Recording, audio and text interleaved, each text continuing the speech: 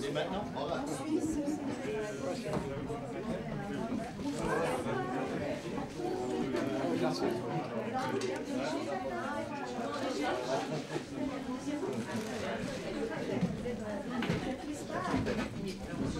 Alors, l'Espagne, c'est juste ici. Ah, voilà.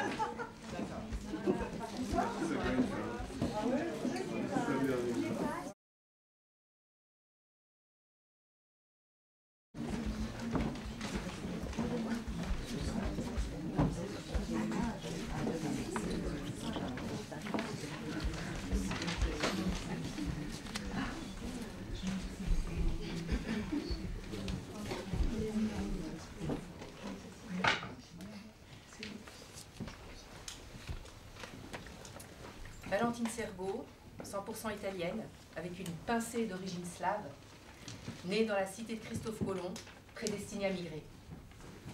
Jean-Luc Farquet, père de 2 enfants, fils unique de mère florentine et de père valaisan, nationalité suisse et française. Latifa Djerbi, alors française par droit du sol, tunisienne par droit du sang et bientôt suisse par économie, mais pour l'instant permis C.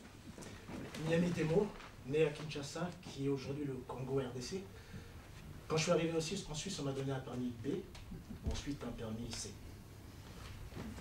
Sidi Moumouta, je viens du désert du Niger sur Touareg, marié à une Genevoise, du père iranien et de la mère fribourgeoise.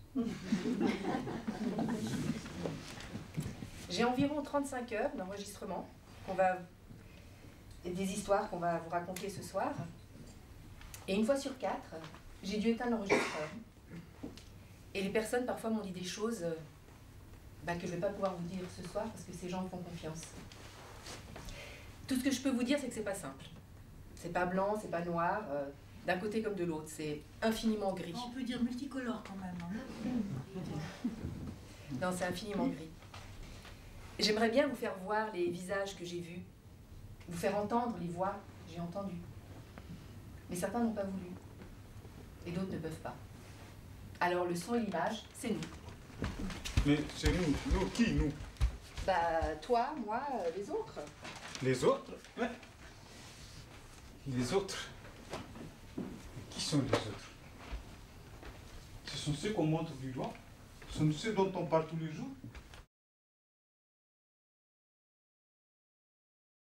Nom, prénom, sexe, date de naissance, Nom de célibataire, Nationalité, Nationalité de naissance. Deuxième nationalité s'il y a lieu. nom et prénom du père, nom et prénom de la mère, Lieu du dernier domicile. Depuis quand? Jusqu'à quand? adresse du dernier domicile, Appartenance ethnique. Religion. État civil. Profession. langue maternelle, autre langue parlée suffisante pour la compréhension de l'audition, Moyens financiers en francs suisses. moyens financiers en devises étrangères, Garantie de prise en charge. Oui, non. Parenté en Suisse. Oui, non. Avez-vous déjà possédé un passeport? Oui, non. Sinon, pour quelle raison? avez-vous déjà possédé une carte d'identité? Oui, non. Sinon, pour quelle raison? Faites-nous le récit des raisons de votre demande. Y a-t-il d'autres raisons? Quels sont les moyens et les preuves que vous avez déposées? Date de départ du pays d'origine. Circonstances de départ du pays d'origine. Avez-vous été contrôlé durant le voyage? Oui, non. Par quel pays avez-vous transité? Date d'entrée en Suisse. Circonstances d'entrée en Suisse. L'entrée L'entrée a-t-elle été légale ou illégale? Avez-vous déjà été à l'étranger? Oui, non. Avez-vous déjà été en Suisse? Oui, non.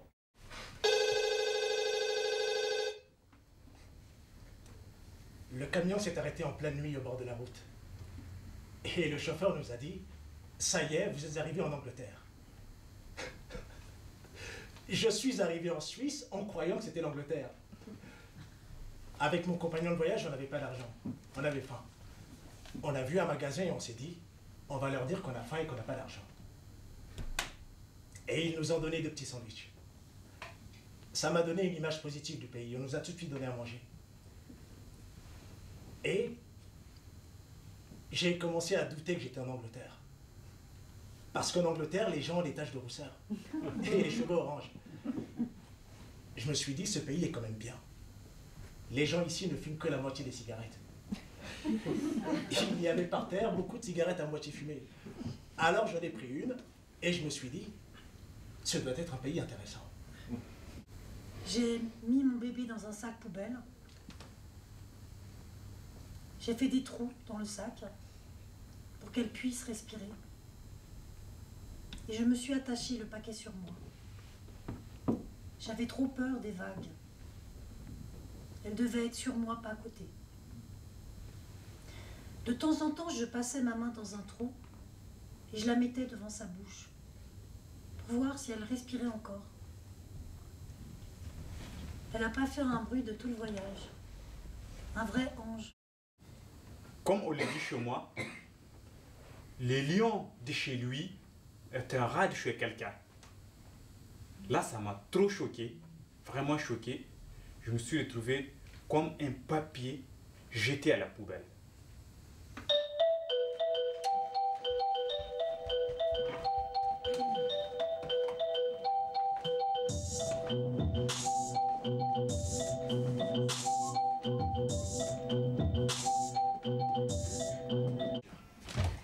Un requérant, quand il arrive en Suisse, se doit de respecter les accords de Dublin auxquels la Suisse, pour le moment, est encore associée. Et les accords de Dublin, c'est quoi? Alors, les accords de Dublin, c'est la demande d'asile doit se faire dans le premier pays où le requérant met le pied en Europe, même s'il ne souhaite pas rester dans ce pays. Donc, si par un heureux hasard il arrive en Espagne, il devra faire sa demande en Espagne. Si par un tout autre hasard il arrive en Italie, il va faire sa demande en Italie. Voilà, c'est ça. À partir de là, il a deux possibilités pour faire sa demande d'asile en Suisse. La possibilité légale, Il part depuis son pays d'origine sans passer par un autre pays européen et entre légalement en Suisse, donc par avion. La possibilité illégale, Il entre illégalement dans un pays limitrophe européen qu'il traverse clandestinement, pour ensuite, toujours illégalement, entrer en Suisse et ne faire sa demande qu'à ce moment-là. mais il y est passé par où? Ah bah justement, personne ne sait. En ne sachant pas par où il est passé, en empêchant la Suisse de le savoir, il entrave la procédure de renvoi selon les accords de Dublin, et la Suisse est obligée de prendre en compte sa demande. Bien, alors, une fois qu'on est N, schématiquement, ça peut déboucher sur 3 cas de figure. Premier cas de figure, on passe du permis N au permis B. Deuxième cas de figure, on passe du permis N au permis F. Troisième cas de figure, on passe du permis N au statut de débouté. j'écris D. Non, t'écris débouté en entier.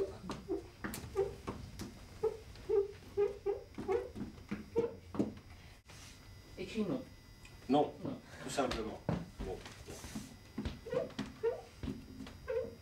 Donc la personne, elle est aussi renvoyée vers son pays d'origine, mais là par contre elle a 30 jours pour faire recours. Et si au bout des 30 jours, eh ben, la demande est toujours refusée, elle garde le statut de débouté, elle touche l'aide d'urgence, 10 francs par jour, elle a évidemment plus le droit de travailler, et elle va être mise en procédure de renvoi, elle va devoir quitter le pays.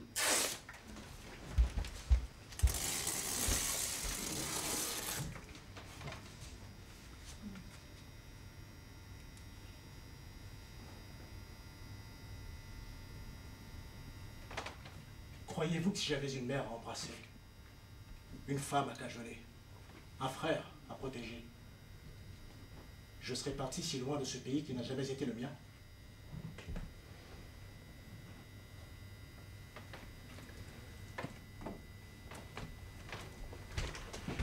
Ce pays est chez toi. Alors pourquoi là-bas on ne m'accepte pas? C'est eux qui ont décidé que j'étais pas des leurs. Et ici, on a tamponné un papier sans couleur du mot de refuser. L'identité de la peur.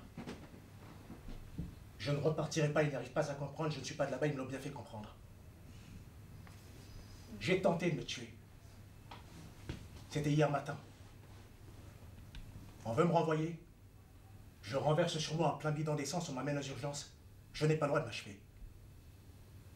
Un pauvre requérant ne le laisse pas crever. On le revoit en morceaux, mais complètement vivant.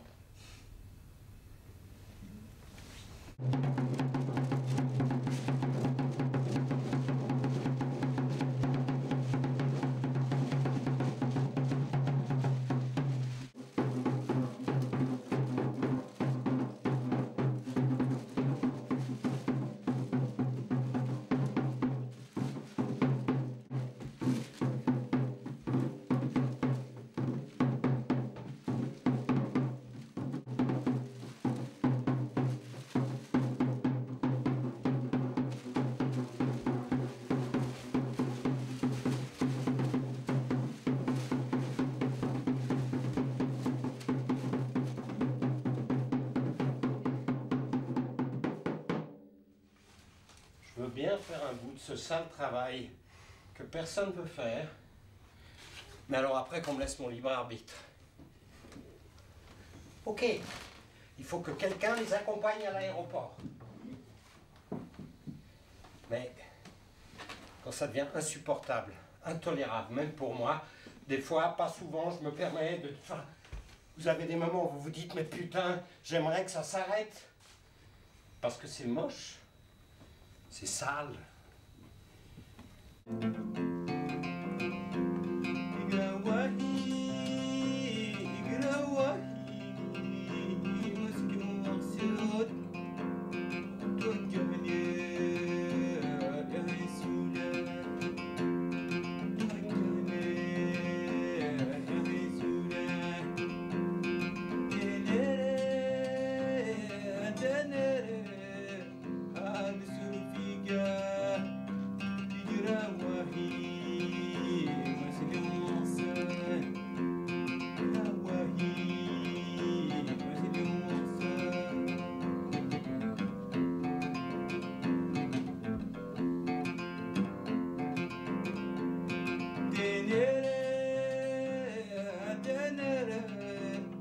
Il était une fois, il y a très longtemps, très longtemps de cela, 100 ans, 200 ans, ou même 300 ans, un jeune homme venant du sud monte vers le nord. Madame, vous savez ce que sont devenus ces villageois? Vous savez pas? Madame, vous savez pas, vous aussi? Ces villageois, ils sont devenus des crocodiles. Mais pas des crocodiles que vous connaissez avec des yeux jaunes. Non. C'est des crocodiles avec des boucles d'oreilles, avec des iPhones, avec des nattelles, avec des rouges à lèvres, avec des montres, avec des cravates, avec... Moi, j'ai jamais, à aucun moment, voulu quitter le pays. Jamais. Jamais jusqu'au jour où c'était inévitable. Je suis jamais rentrée. J'ai tellement, mais alors tellement été déçue du système là-bas. Je suis aussi très déçue du système ici.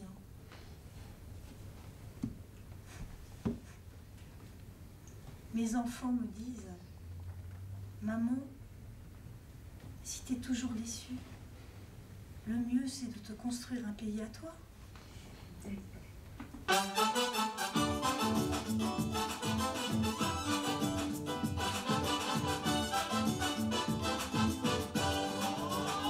Per un turista è sempre bello viaggiare in America, quanti colori ed allegri suoni che esistono lì, ma il mondo in fondo non è fatto soltanto d'America, quando c'è una stella nel nostro mare che brilla di più, noi siamo belli, siamo tanti e tutto quanto è ok, è Lampedusa, e non lo cambierei, qui c'è il momento, c'è l'incanto che non scorderai, perché si vive Lampedusa,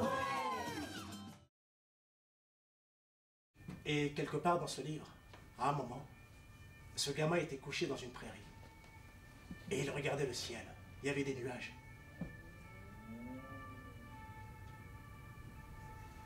Et selon son imagination, les nuages changeaient en cheval ou en nourriture. Selon tout ce qu'il pensait, les nuages prenaient la forme. C'était pour apprendre à dire des mots, ce genre de choses.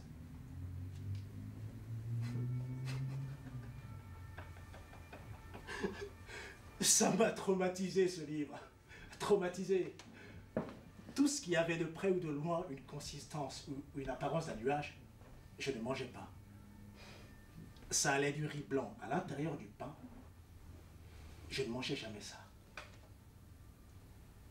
J'avais peur de me transformer en nuage.